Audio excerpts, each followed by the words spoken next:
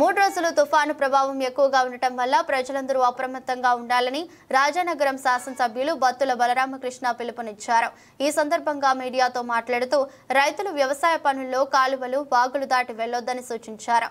అదేవిధంగా ఈ తుఫాను ప్రభావం ఎక్కువగా ఉన్నట్లయితే స్కూల్కి సెలవులు ప్రకటించే విధంగా చర్యలు తీసుకుంటామని ఈ కార్యక్రమంలో అడ్డాల శ్రీను, మేడిశెట్టి శివరాం, తెలకంశెట్టి శివ, ఎన్డీఏ కూటమి నాయకులు తదితరులు పాల్గొన్నారు. అందరికీ నమస్కారం.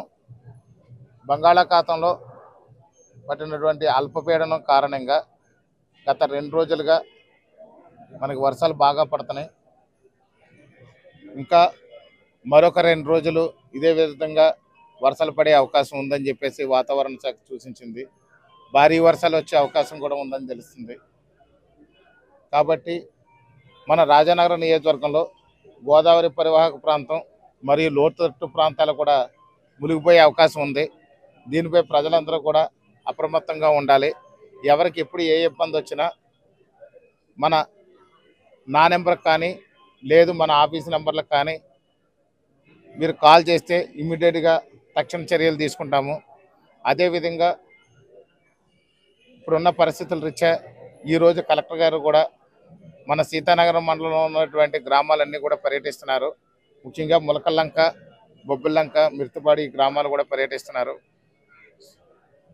అధికారులు కూడా పూర్తి స్థాయిలో సిద్ధంగా ఉన్నారు.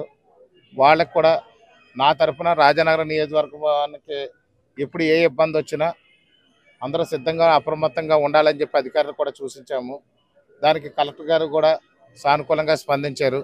సబ్ కలెక్టర్ గారు కూడా సానుకూలంగా స్పందించారు. ఇక్కడ లోతట్టు ప్రాంతాలు ఎక్కడైతే ఉన్నాయో అవన్నిటిలో కూడా మనకు అన్ని జాగ్రత్తలు తీసుకుంటున్నారు. ఇప్పుడు ఈరోజు పోనవరంలో కూడా కొన్ని ఇళ్ళు కొంచెం నీరు వచ్చేస్తే కూడా వాళ్ళకి సురక్షితంగా ఉండే ప్రాంతాలు కూడా తరలించడం జరిగింది. ఎప్పుడు ఏ ఇబ్బంది వచ్చినా అధికార యంత్రాంగం సిద్ధంగా ఉంది. అదేవిధంగా నేను కూడా అందుబాటులో ఉంటాను 24 గంటలకు కూడా.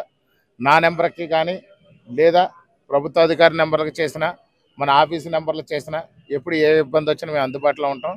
కానీ ఈ 2 రోజులు భారీ వర్షాలు కురుస్తాయని చెప్పి వాతావరణ శాఖ తెలియజేసింది. కాబట్టి ప్రజలందరూ కూడా అప్రమత్తంగా ఉండి బయటికి రాకుండా ఉండడానికి ప్రయత్నం చేయండి. అత్యవసరం అయితే తప్ప బయటికి రావద్దని తెలియజేస్తున్నాను. అదేవిధంగా రైతులు పొలాల్లో బాగా లోపల కంటే వెళ్ళి ఇబ్బంది పడొద్దని చెప్పేసి కూడా సూచిస్తున్నాము. ఎప్పుడు ఏ అవసరం వచ్చినా అందుబాటులో ఉంటాం. కాల్ చేసి మీకు ఏ ఇబ్బంది వచ్చినా సమాచారం తెలియచేయండి. అవసరమైతే కూడా సహాయ చర్యలు కూడా మేము చేయడానికి కూడా సిద్ధంగా ఉన్నామని చెప్పి తెలియజేస్తాం.